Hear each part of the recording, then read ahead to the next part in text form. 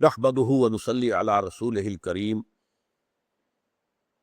اما بعد فقد قال الله تبارك وتعالى كما ورد في سورة الجمعة اعوذ بالله من الشيطان الرجيم بسم الله الرحمن الرحيم هو الذي بعث في الأميين رسولا منهم يتلو عليهم آياته ويزكيهم ويعلمهم الكتاب والحكمة وإن كانوا من قبل لفي ضلال مبين وآخرين منهم لما يلحقوا بهم وهو العزيز الحكيم ذلك فضل الله يؤتيه من يشاء والله ذو الفضل العظيم صدق اللہ العظیم۔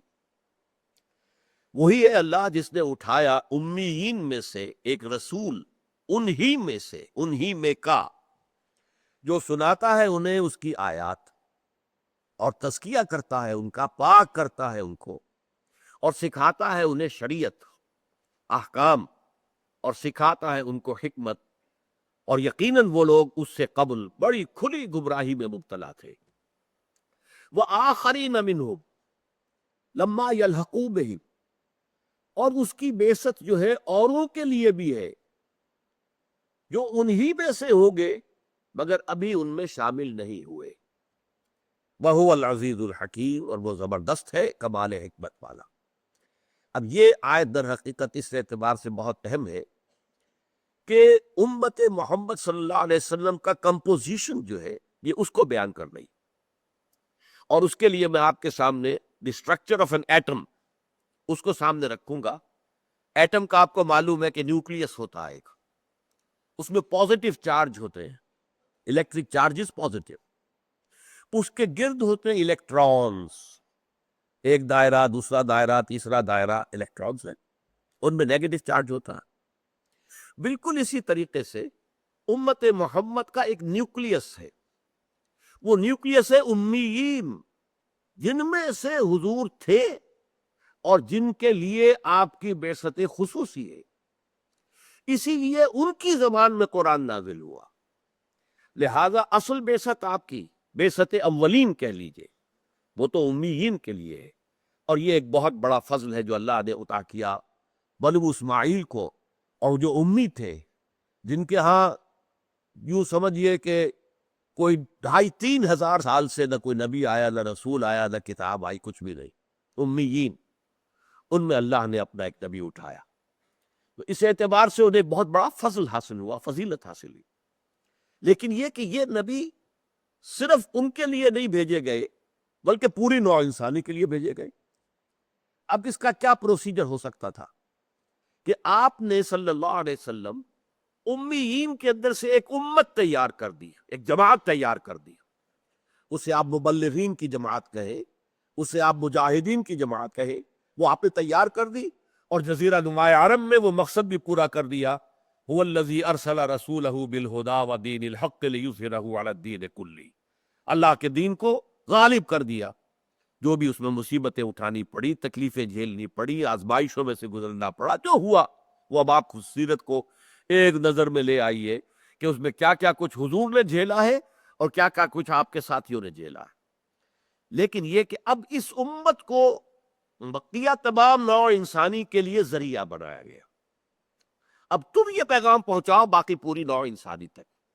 چنانچہ حجۃ الوداع کے موقع پر آپ نے جب اپنی تعلیمات کے چند اہم نکات کو بار بار دہرا کر پختہ کیا، اس کے بعد آخر میں آپ نے فرمایا فَلْيُبَلِّغِ الشَّاهِدُ الْغَائِبَ، دیکھو میں نے تمہیں پہنچا دیا، اور آپ نے 3 مرتبہ سوال کر کے جواب لیا، الا هل بلغت، دیکھو میں نے تمہیں پہنچا دیا یا نہیں، تبلیغ کر دی کہ نہیں، اور جواب دیا پوری اس وقت کے مجمع نے، 1.25 لاکھ کے مجمع نے، انا نشهد انك قد بلغت الرسالة واديت الامانة ونصحت الامة وكشفت الغمة۔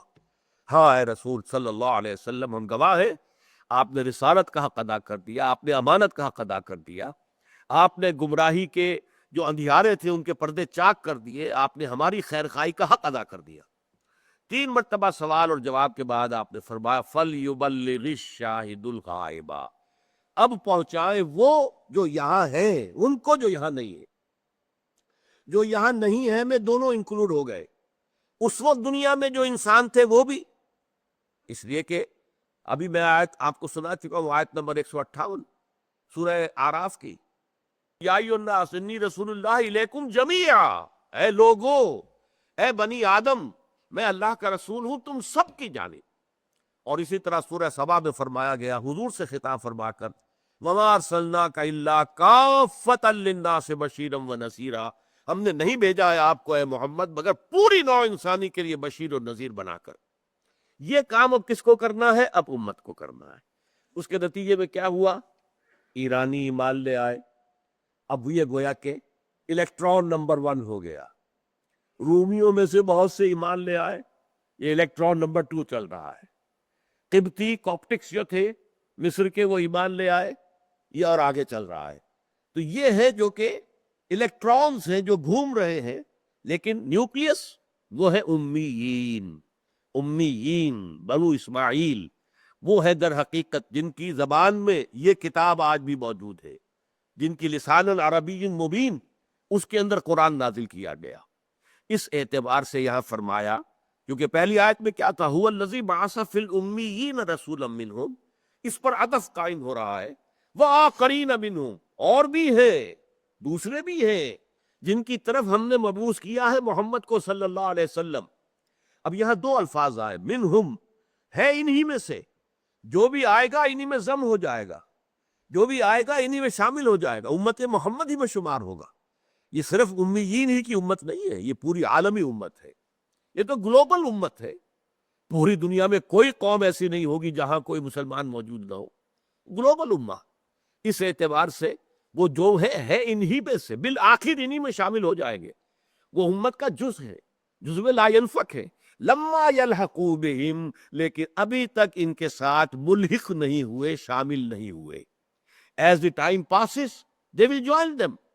رفتہ رفتہ وہ قوم در قوم، نسل در نسل لوگ جو ہے اس امت میں شامل ہوتے چلے جائیں گے، اور وہ بھی امت محمد کے اسی طرح حصے میں ہوں گے جیسے کہ یہ بنی اسماعیل ہے اور امیین ہے۔ اس کے ضمن میں ایک روایت بھی ملتی ہے کہ حضور تشریف فرما تھے اور کچھ صحابہ بیٹھے ہوئے تھے، تو کسی صحابی نے پوچھا حضور سے کہ یہ وہ آخرین سے مراد کیا ہے؟ تو وہیں پر بیٹھے ہوئے تھے حضرت سلمان فارسی بھی۔ حضور نے ان کی طرف اشارہ کیا، اس کی قوم، اور ساتھ ہی فرمایا کہ اگر حکمت سریا پر بھی ہوگی تو اس کی قوم کا کوئی فرد وہاں سے بھی لے آئے گا۔ یہ نوٹ کر لیجئے، ایرانیوں کے بارے میں، چونکہ سلمان فارسی ایرانی تھے، فارسی، حضرت سلمان رضی اللہ تعالی عنہ، جن کا درجہ اتنا ہے کہ حضور نے فرمایا سلمان منا من اہل البیت، سلمان تو میرے اہل بیت میں شامل ہے، اس درجے ان کا جو ہے مقام بلند ہے۔ تو اس اعتبار سے ان کی طرف اشارہ کر کے کہا، اب اس یہ گویا کہ پہلی قوم جو تھی اسلام میں داخل ہونے والی، وہ تو پھر ایرانی تھے۔ حضرت عمر کے زمانے میں پورا ایران فتح ہو گیا۔ البتہ جو شام کے اوپر حملہ ہوا تھا حضرت ابوبکر کے زمانے میں، اور جہاں تک پہنچے تھے، وہ اصل میں عرب ہی قوم تھی، عربوں ہی کے قبیلے تھے کہ جو یہ شام کے اندر آباد تھے، لہذا وہ تو امیین میں شامل ہوئے۔ لہذا یہ جو ہے آخرین کا دائرہ نمبر 1 وہ ایرانی ہے۔ ادھر جو ہے جب فتوحات مصر کی طرف بڑھی ہے تو قبطی اس میں شامل ہوئے، اس سے آگے گئے ہیں تو بربر شامل ہو گئے، اس طریقے سے ہوتے ہوتے پھر ایک وقت آیا ہندی شامل ہو گئے، ترک شامل ہو گئے۔ یہ مختلف قومیں جو آئی ہیں یہ آخرین میں سے ہیں، لیکن اولین کون تھے؟ ایرانی۔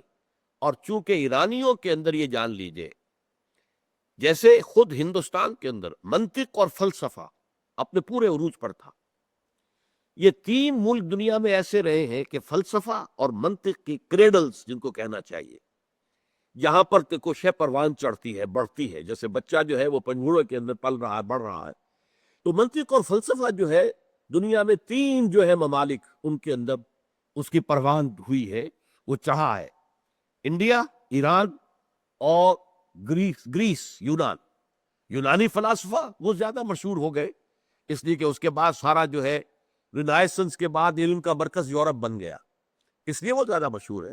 ورنہ ایرانی فلاسفہ اور Indian philosophers, doctor Radha Krishnan جو ایک زمانے میں صدر رہے ہیں انڈیا کے، انہوں نے 2 والیومز اتنی موٹی موٹی ہے انڈین فلاسفی پر جو کتاب لکھی ہے، میں حیران ہو گیا اس کتاب کو دیکھ کر، اور مجھے دلچسپی تھی تو میں نے وہ خریدی تھی، خاصی قیمتی کتاب تھی، انڈین فلاسفی۔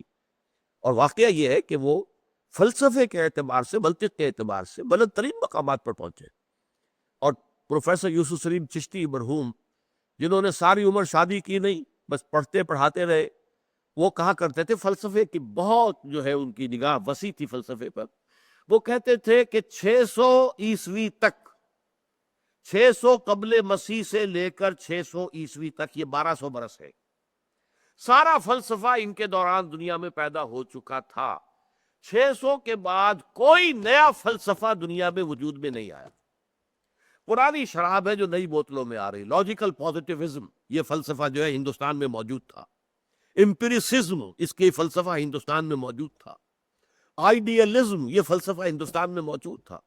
یہ پرانی شراب ہے کہ جو نئی بوتلوں کے اندر آ گئی ہے، نئے لیبلز کے ساتھ آ گئی ہے. تو یہ فلسفے کے یہ 3 بڑے مراکز تھے، انڈیا، ایران، اور ایرانیوں کی گھٹی میں فلسفہ پڑا ہوا ہے. اس اعتبار سے آخرین جو ہے عرب جو ہے وہ فلسفی ذہن کے لوگ نہیں تھے، وہ فعال لوگ تھے. فلسفی جو ہے وہ تو پھر وہ جو کہا اقبال نے، لاکھ حکیم سر بجید ایک کلیم سر بکف. حکیم جو ہوتا ہے وہ تو پھر گردن جھکا کر بیٹھا ہوتا ہے، سوچ رہا ہوتا ہے، میڈیٹیٹ کر رہا ہوتا ہے، وہ میدان میں نہیں آتا، وہ باطل کو للکارتا نہیں ہے.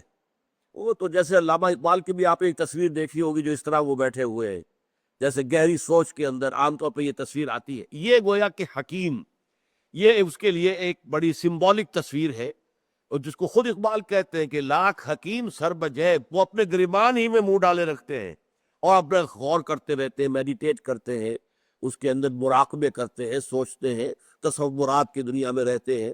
اور ایک کلیم حضرت موسیٰ علیہ السلام سر بکف، وہ سر اپنا ہتھیلی پر رکھ کر فرعون سے جا ٹکرائے. اللہ تعالیٰ نے فرمایا اذهب الى فرعون انه طغى.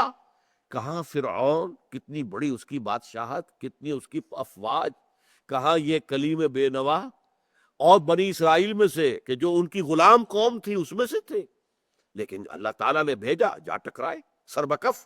گویا کہ پہلے دن سے اپنا سر تو اپنی ہتھیلی پر رکھا ہوا تھا، ورنہ ظاہر بات ہے کہ جا کر وہ فرعون سے جو ہے وہ ٹکرا جانا جو ہے بے معنی بات تھی. تو اس اعتبار سے فلسفے کے لیے ایران، ہندوستان اور یونان یہ فلسفے کے مراکز رہے. ان میں سے سب سے پہلا مرکز جس سے کہ اسلام کو سابقہ پیش آیا وہ ایران ہے. وآخرین منہم لما یلحقوا بہم. تو بعثت ان کی ہوئی ہے ان کے لیے بھی کہ جو ان کے علاوہ ہیں اور ابھی ان میں شامل نہیں ہوئے، لیکن حکمن وہ انہی میں شامل ہوں گے. امت ایک ہو جائے گی، وحدت امت ایک ہو مسلم حرم کی پاسبانی کے لیے، نیل کے ساحل سے لے کر تا بخاک کاشغر. یہ کاشغر معلوم ہے کہاں ہے؟ یہ چائنا میں ہے، اور یہ چینی ترکستان مسلمانوں کا علاقہ ہے. جیسے روسی ترکستان یہ آزاد ہوا بعد میں، جبکہ یو ایس ایس آر ٹوٹی ہے، تو ازبکستان اور قازقستان اور یہ سارے جو آزاد تاجکستان، یہ سب مسلمان ترک. تو اس کو ہم کہتے تھے روسی ترکستان. اور ایک چینی ترکستان ہے جو چین کے علاقے میں شامل ہے. اور چائنا اسی وجہ سے مسلم فنڈامنٹلزم کا دشمن ہے کہ اسے خطرہ یہ ہے کہ اس کے اپنے علاقے میں، یہ ایک بہت پرانی بات ہے کہ 5 کروڑ کی تعداد بتائی جاتی تھی، اب شاید وہ 10 کروڑ ہو چکے ہوں جو مسلمان ترک آباد ہے. یہ سنکیانگ جو کہلاتا ہے، جو پاکستان سے بالکل ملحق ہے علاقہ، اور یہ خنجراب پاس جو آپ کراس کرتے ہیں اگر ٹاپ سے، تو اس کے بعد شروع ہونے والا سنکیانگ ہے، مسلمانوں کا علاقہ. وہاں کم سے کم میں سمجھتا ہوں کہ آج کے حساب سے 10 کروڑ مسلمان موجود ہوگا. تو بہرحال چینی یہ کاشغر سے لے کر اور نیل دریائے مصر تک یہ پوری امت جو پھیلی ہوئی ہے، اس کو ایک ہو جانا چاہیے. ایک ہو مسلم حرم کی پاسبانی کے لیے، نیل کے ساحل سے لے کر تا بخاک کاشغر. وآخرین منہم لما یلحقوا بہم وہو العزیز الحکیم. وہ زبردست ہے، حکمت والا ہے. اب اس میں نوٹ کیجئے یہاں حکمت جو ہے کس اعتبار سے بیان کی گئی. جب حضور کو بھیجا ہے پوری نوع انسانی کے لیے اور تا قیام قیامت، اب 2 راستے تھے. یا تو حضور کی زندگی طویل ہوتی قیامت تک، تو آپ تبلیغ کرتے رہتے، ہندوستان میں بھی کرتے، ایران میں بھی کرتے، یونان میں بھی کرتے، چین میں بھی کرتے، روس میں بھی کرتے، خود کرتے. آخر آپ کو معلوم ہے کہ ابلیس کو اللہ تعالیٰ نے عمر دیے کہ نہیں دیے. اس نے جب کہا کہ مجھے فانظرنی الی یوم یبعثون، اے اللہ مجھے مہلت دے دے، اس دن تک مجھے زندہ رکھ جبکہ یہ دوبارہ اٹھائے جائیں گے، تو میں ثابت کر دوں گا کہ جو تو نے شرف عطا کیا ہے آدم کو وہ اس کا اہل نہیں ہے، اس کی اولاد کو گمراہ کر کے دکھا دوں گا، ان کی عظیم اکثریت تیری جو ہے وہ شکر گزار نہیں ہوگی، نہ شکرے بن کر رہ جائے گی۔ یہ اس نے دھمکی دی، چیلنج کیا، یہ میں کر کے دکھا دوں گا۔ تو اس کو زندگی جو ہے اللہ تعالیٰ کا ٹھیک ہے۔ اب وہ عزازیل خود، وہ جن عزازیل وہ ابھی موجود ہے دنیا کے اندر، اور اس کی جو ذریت ہے، اس کے جو بھی مرید ہیں، اس کی جو پارٹی ہے، ہوا و قبیلہ، وہ سب کے سب انسانوں کو گمراہ کرنے پر لگے ہوئے۔ اس طرح یا تو حضور کو بھی زندگی مل جاتی، قیامت تک اللہ تعالیٰ زندہ رکھتا تو حضور خود کرتے، لیکن نہیں۔ حکمت خدا بندی کا تقاضا یہ ہوا کہ حضور تو ایک عام انسان کی طرح 63 برس کی عمر میں فوت ہو گئے، اور 63 بھی یہ ہمارے حساب سے نہیں ہے، یہ مغالطہ نہ ہو آپ کے ذہن میں، 63 قمری ہے، جو کہ ہمارے حساب سے 61 برس بنتے، کل 61 برس۔ یہ 61 برس کی عمر میں حضور نے عظیم انقلاب برپا کیا، عظیم انقلاب۔ واقعہ یہ ہے کہ ڈاکٹر مائیکل ہارٹ نے اگر نمبر 1 پر رکھا ہے پوری نوع انسانی کے اندر بلند ترین عظیم ترین شخصیت محمد ہے صلی اللہ علیہ وسلم، تو یوں تو نہیں کیا ہے اس کا میں بار بار ذکر کر چکا ہوں، آج تفصیل میں نہیں جانا چاہتا۔ تو یہ بات جو ہے آپ نے کر کے دکھائی، تو اس کے لیے اللہ نے امیین میں سے ایک جماعت بنا دی، امیین میں سے ایک امت وجود میں آ گئی، وہ نیوکلیس کا کام کرے گی، اور اب ان کے ذریعے سے دین پہنچے گا ایران، اور پہنچے گا ترکی، اور پہنچے گا مصر، اور پہنچے گا لیبیا اور موراکو اور موریتانیہ سے ہو کر وہ بحر اوقیانوس تک پہنچ جائے گا، ادھر ایران سے ہو کر خراسان، ماوراء النہر تک، افغانستان تک پہنچ جائے گا۔ یہ تو خلافت راشدہ کے اندر ہی پہنچ گیا تھا، اس کے بعد تو اسلام اس سے کہیں آگے بڑھا ہے۔ پورا ہندوستان اسلام کے زیر نگی، کتنا بڑا علاقہ تھا یہ پورا، جس کو آئیبیرین پیننسولا کہا جاتا ہے، جس میں 2 ملک ہیں، اسپین اور پرتگال، یہ پورا کا پورا مسلمانوں کی حکومت، پورا سینٹرل ایشیا مسلمانوں کی حکومت۔ خارزم شاہ کی حکومت جو تھی بہت بڑی تھی۔ اس وقت کے یہ جو سارے علاقے ہیں جو روس سے آزاد ہو کر علیحدہ بنے ہیں، یہ سب کے سب خارزم شاہ کی حکومت کے اندر شامل تھے، پورے کے پورے، جو آج 5-6 ملک ہیں یہ سب کے سب اس کے اندر شامل۔ تو یہ بڑی عظیم، لیکن یہ کن کے ذریعے سے؟ امیین میں سے ایک امت بنائی گئی، جس کا ذکر آیا ہے سورہ بقرہ میں، وَكَذَلِكَ جَعَلْنَاكُمْ أُمَّةً وَسَطًا لِتَكُونُوا شُهَدَاءَ عَلَى النَّاسِ وَيَكُونَ الرَّسُولُ عَلَيْكُمْ شَهِيدًا۔ اسی طرح ہم نے تمہیں ایک درمیانی امت بنا دیا ہے تاکہ رسول گواہ ہو جائے تم پر اور تم گواہ بن جائے پوری نوع انسانی پر۔ گویا کہ لنک ہے، درمیانی امت لنک ہے، حضور کے درمیان اور پوری نوع انسانی کے درمیان لنک ہے امت محمد صلی اللہ علیہ وسلم۔ امت محمد کے ذریعے سے رسالت محمدی صلی اللہ علیہ وسلم کی تبلیغ اور اس کا ابلاغ جو ہے وہ ہوتا رہا ہے، اور اگرچہ ابھی اس کا آخری مرحلہ باقی ہے۔ جب تک یہ پوری نوع انسانی تک نہیں پہنچتا، اور جب تک پورے عالم انسانی پر اللہ کا دین غالب نہیں ہوتا، اس وقت تک ہنوز یہ بات پوری نہیں ہوئی۔ وقت فرصت ہے کہاں، کام ابھی باقی ہے، نور توحید کا اتمام ابھی باقی ہے، یہ ہونا ہے۔ اس کی خبریں دی ہے محمد الرسول اللہ صلی اللہ علیہ وسلم نے، پوری دنیا پر اسلام کا جھنڈا جو ہے لہرائے گا۔ لیکن اس سے پہلے دکھ کے ساتھ کہہ رہا ہوں، مسلمانوں کو ان کی بے عملی کی بہت سخت سزا ملے گی، اور ان میں بھی جو نیوکلیس ہے سب سے بڑا عذاب ان پر آئے گا۔ اس وقت بھی آپ کو معلوم ہے سب سے بڑا عذاب فلسطینیوں پر آیا ہوا ہے۔ آپ اپنی نگاہوں سے دیکھتے ہیں کس طرح ان کے مکانات اڑائے جا رہے ہیں، کس طرح بلڈوز کیے جا رہے ہیں، کس طرح ٹارگٹ کر کے جو ہے ان کے بڑے بڑے لیڈر جو ہے ایک ایک کر کے ہلاک کیے جا رہے ہیں۔ یہ سب کچھ ہو رہا ہے، لیکن ان کے عرب بھائی بھی بیٹھے ہوئے، کوئی کچھ نہیں کر رہا۔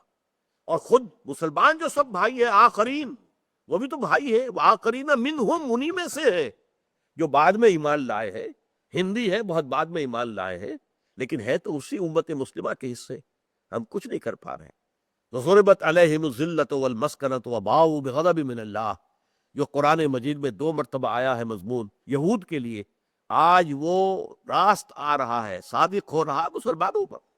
ان پر ذلت اور مسکنت تھوپ دی گئی، کم ہمتی اور کمزوری۔ آج ہم چیلنج نہیں کر سکتے برطانیہ کو، نہیں چیلنج کر سکتے امریکہ کو۔ امریکہ جو چاہے کرے، جس طرح دھڑلے سے وہ آیا ہے اور ہم بھی بداشے کی طرح بیٹھ گئے ہمارے صدر مشرف صاحب، اور ہم اعلی کار بن گئے مسلمانوں کو، افغان مسلمانوں کو، خاص طور پر وہ جنہوں نے اسلامی قانون نافذ کیے، جنہوں نے 95% علاقے کے اوپر افغانستان میں امن و امان قائم کر دیا، ان کے اوپر جس طریقے سے وہ جو ڈیزی کٹر جو بم پھینکے گئے ہیں، جس طریقے کی ہلاکت اور تباہی آئی ہے، جس کے نتیجے میں پھر اب طالبان نے یہی مناسب سمجھا کہ اس وقت پسپا ہو کر اپنے آپ کو بچا لیا جائے، چھپا لیا جائے، غاروں میں چلے گئے، اب پھر وہ نکل رہے ہیں، باہر آ رہے ہیں، ان کی ریزسٹنس ابھی ختم نہیں ہوئی ہے۔ اس کے بعد انہوں نے جو کچھ کیا ہے عراق میں، اور اس کے بعد اب دھمکیاں تو دے رہے ہیں، ایران کو بھی ہے دھمکیاں، اور شام کو بھی ہے، اور لبنان کو بھی ہے، اگرچہ خود امریکہ اور برطانیہ کی فوج جو ہے اس نے یہ کہہ دیا ہے کہ جلدی کوئی اور نیا پروجیکٹ سامنے نہیں آنا چاہیے۔ We have been over stretched, ہم اتنے ہو گئے ہیں کہ اب ہمارے اندر زیادہ سکت نہیں ہے نیا کوئی محاذ کھولنے کی۔ آخر انسان انسان ہے، آپ لاکھوں انسان بھی جمع کر لیں گے تو تھکن تو آتی ہے نا۔ کس موسم کے اندر وہ لوگ لڑے ہیں اور رہے ہیں یہ بصرہ کے علاقے میں اور عراق کے اندر گرم ترین شدید ترین آندھیوں کے موسم میں، تو اب وہ تھکے ہوئے ہیں اور ان کے پاس اب مزید فوج نہیں ہے۔ اس لیے خوشامدیں کر رہا ہے امریکہ، پاکستان 10,000 آدمی دے دے، بھارت اتنے ہزار آدمی دے دے، یورپ سے اتنے لوگ اور آ جائیں، اور اس وقت آپ کو معلوم ہے بڑی شدید بارگیننگ جو ہے وہ یورپ کر رہا ہے امریکہ کے ساتھ، یہ شرطیں مانو تو پھر ہم فوجی دیں گے وہاں پہ امن قائم کرنے کے لیے۔ اور خدا کا شکر ہے، اچھی بات سامنے یہ آئی ہے کہ ہمارے صدر مشرف صاحب نے کہہ دیا ہے کہ ہم یہاں کے عوام کی مرضی کے خلاف وہاں فوج نہیں بھیجیں گے، یعنی یہ کہ ہمیں یہ معلوم ہو چکا ہے کہ پاکستان کے عوام اس کے حق میں نہیں ہے کہ ان کی جو فوجی ہے پاکستانی فوجی وہ عراق میں بھیجی جائے، کہ وہاں خام خواہ ان کے ہاتھوں مسلمان عراقی مرے یا عراق کے مسلمانوں کے ہاتھوں ہمارے مسلمان فوجی مرے پاکستانی۔ تو اس سے چونکہ عوام نہیں چاہتے، ہم نہیں چاہتے، سب سے پہلے جو ہے میں نے ہی اس کا ایک بڑا اشتہار جو ہے اخبار میں دیا تھا، تو اس کے بہرحال انہوں نے کہا ہے، مجھے خوشی ہوئی کہ عوام کی مرضی کے خلاف ہم فوج نہیں بھیجیں گے عراق میں۔ بہرحال یہ ہے وَآخَرِينَ مِنْهُمْ لَمَّا يَلْحَقُوا بِهِمْ، اور دوسرے بھی ہیں جو انہی میں سے ہے، بالآخر انہی میں شامل ہو جائیں گے، لیکن ابھی شامل نہیں ہوئے۔ وَهُوَ الْعَزِيزُ الْحَكِيمُ، اللہ زبردست ہے، جو چاہتا ہے کرتا ہے، لیکن اس کی حکمت یہ ہے کہ اس نے حضور کی عالمی اور حضور کی ابدی خلافت قیامت تک کے لیے رسالت جو تھی، اس کے لیے یہ میکنزم اللہ نے فیصلہ کیا کہ حضور ایک امت تیار کر کے اور باقی نوع انسانی تک اسلام کی تبلیغ اور اللہ کے دین کے غلبے کی جدوجہد امت کے حوالے کر دے۔ فرمایا ذالک فضل اللہ یؤتیہ من یشاء، یہ اللہ کا فضل ہے، دیتا ہے جس کو چاہتا۔ واللہ ذو الفضل العظیم، اللہ بہت بڑے فضل کا مالک ہے، اس کے خزانہ فضل میں کمی نہیں ہے، اس کے تو اتھاہ خزانے ہیں بے کنار، وہ جس کو چاہے دیتا ہے۔ ایک بہت بڑا فضل ہے جو اب دیکھیے اس فضل کی ترتیب نوٹ کر لیجیے۔ سب سے بڑا فضل، سب سے بڑا فضل، سب سے بڑا فضل محمد الرسول اللہ صلی اللہ علیہ وسلم پر ہوا۔ ان فضلہ کان علیک کبیرا، اے محمد صلی اللہ علیہ وسلم، اللہ کا فضل آپ پر تو بہت بڑا ہے، بہت بڑا ہے، بہت بڑا ہے، جو آپ کو مقام جو عطا ہوگا، مقام محمود قیامت کے دن آپ کے ہاتھ میں، آپ فرماتے لواء الحمد بیدی، اللہ کی حمد جو ہے اس کا جھنڈا میرے ہاتھ میں ہوگا، اور دربار اخروی جو ہے اللہ تعالیٰ خود صدارت فرما رہے ہوں گے، وجاء ربک والملک صفا صفا، آ جائیں گے پروردگار بھی، کیسے نزول ہوگا وہ ہم نہیں جانتے، قرآن کہتا ہے میدان حشر میں اللہ تعالیٰ جو ہے نازل ہوں گے، نزول فرمائیں گے، اور فرشتے ہوں گے صفے باندھے ہوئے، اور پھر پوری نوع انسان کی حاضری ہوگی، وہاں حضور فرماتے لواء الحمد بیدی، آپ کا نام کیا ہے؟ محمد، احمد، اور حمد سے یہ الفاظ بنے، حمد کا جھنڈا میرے ہاتھ میں ہوگا، اور اس روز جو حمد میں کروں گا اللہ کی، آج وہ نہیں کر سکتا، یعنی اس وقت اللہ تعالیٰ کی معرفت جس حد کو پہنچ چکی ہوگی، آج چونکہ بہرحال حجاب ہے، پردہ حائل ہے نا آخر، لہذا میں اتنی حمد اللہ کی آج نہیں کر سکتا جو حمد اس روز کروں گا۔ تو اللہ تعالیٰ کا سب سے عظیم فضل، خاتم المرسلین، خاتم الانبیاء، انسانوں میں سے سید البشر، وہ انسان محمد ہے صلی اللہ علیہ وسلم۔ پھر بہت بڑا فضل ہو گیا امیین پر، کہ حضور ان میں سے تھے نمبر ایک۔ یہ تو اللہ تعالیٰ کی بہت بڑی رحمت ہے، بہت بڑی فضیلت ہے۔ امیین کو فضیلت ملی، انہی میں سے ایک آدمی کو چن لیا گیا، انہی میں سے ایک شخص۔ اب ظاہر بات ہے کسی کا وہ بھتیجا تھا، کسی کا وہ پوتا تھا، آپ کو معلوم ہے عبد المطلب کے پوتے تھے نا آخر حضور۔ آپ کے والد آپ سے کی ولادت سے پہلے انتقال کر گئے، لیکن ابن عبداللہ تھے نا، حضرت خدیجہ کے شوہر تھے نا، ابو طالب کے بھتیجے تھے نا، عباس کے بھتیجے تھے نا، تو انہی میں سے فرام دیئر اون کتھ اینڈ کن ہم نے نازل کیا۔ تو معلوم یہ ہوا کہ بہت بڑی فضیلت کا مقام جو ہے وہ عربوں کو حاصل ہو گیا، بنو اسماعیل کو۔ یہی وجہ ہے کہ سب سے بڑے عذاب کے مستحق بھی وہی ہوں گے، جن کے رتبے ہیں سوا، ان کی سوا مشکل ہے، جن کا مقام بلند ہوتا ہے۔ سورہ احزاب میں فرمایا گیا یا نساء النبی لستن کاحد من النساء، اے نبی کی بیویوں تم عام عورتوں کے مانند نہیں ہو، اگر تم میں سے کسی نے کوئی غلط حرکت کی تو سزا دوہری ملے گی عام لوگوں کے نسبت۔ جب تمہیں اللہ نے یہ کچھ دیا ہے، محمد کے گھروں میں آباد کیا ہے، تو تمہارا مقام تو بہت بلند ہونا چاہیے۔ تمہیں تو امت کی تمام خواتین کے لیے اسوہ بننا ہے، نمونہ بننا ہے۔ تو فضل نمبر ایک محمد الرسول اللہ پر، فضل نمبر دو امیین پر، اور فضل نمبر تین میں ہم بھی شامل ہیں، آخرین منہم۔ ہم ہندی ہیں یا کچھ اور ہے، یا کوئی افغان نسل سے ہے، یا کوئی ترک ہے، یا کوئی مغل ہے، کوئی بھی ہے، یہ سب کیا ہے؟ آخرین منہم۔ بہرحال اللہ تعالیٰ نے ہمیں بھی چنا، ہمیں پسند کیا، ہمارے آباء و اجداد کو اسلام کی جو ہے توفیق تھی، اسی سے ہمیں اسلام جو ہے اب تک پہنچا ہے۔ تو ذالک فضل اللہ یؤتیہ من یشاء، یہ اللہ کا فضل ہے، اللہ جسے چاہتا ہے دیتا ہے۔ سلیکٹ کر لیا محمد کو صلی اللہ علیہ وسلم، یہ اللہ کی مشیت تھی۔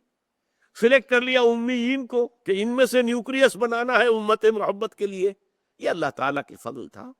اور ہم میں سے بھی جس کسی کو بھی اللہ نے قبول کیا ہمارے آباء و اجداد کو، وہ بھی فضل میں شامل ہو گئے۔ ذالک فضل اللہ یؤتیہ من یشاء واللہ ذو الفضل العظیم۔ اللہ تعالیٰ تو بہت بڑے فضل والا ہے، اس کے فضل کے جو خزانے ہیں وہ عطا ہے۔ دیکھیے فضل وہ اس چیز کو کہتے ہیں جو بلا استحقاق ملے۔ اجر یا اجرت وہ ہے جو آپ محنت سے حاصل کرتے ہیں، وہ اجر ہے، اجرت ہے، اردو میں ہم اجرت بولتے ہیں، اجر ہے۔ لیکن فضل جو بلا استحقاق ملے، آپ نے ایک مزدور کو ہائر کیا، 8 گھنٹے کام کرنا ہے، 100 روپے مزدوری تھی، شام کو آپ نے 100 روپے دے دیے، وہ 101 ڈیمانڈ نہیں کر سکتا۔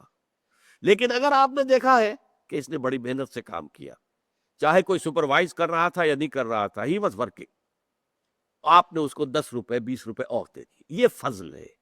یہ آپ نے دیا ہے جس کا اس کے لیے استحقاق نہیں تھا، انہیں ڈیمانڈ نہیں تھی۔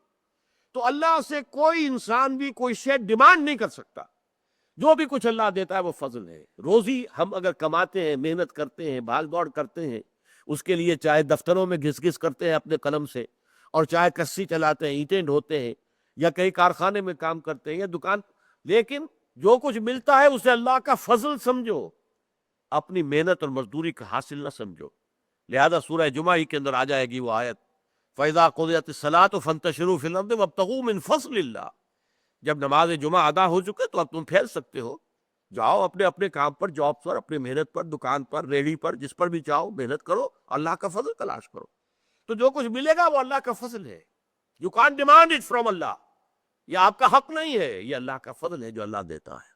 بارک اللہ لی ولکم فی القرآن العظیم ونفعنی وإیاکم بالآیات والذکر الحکیم۔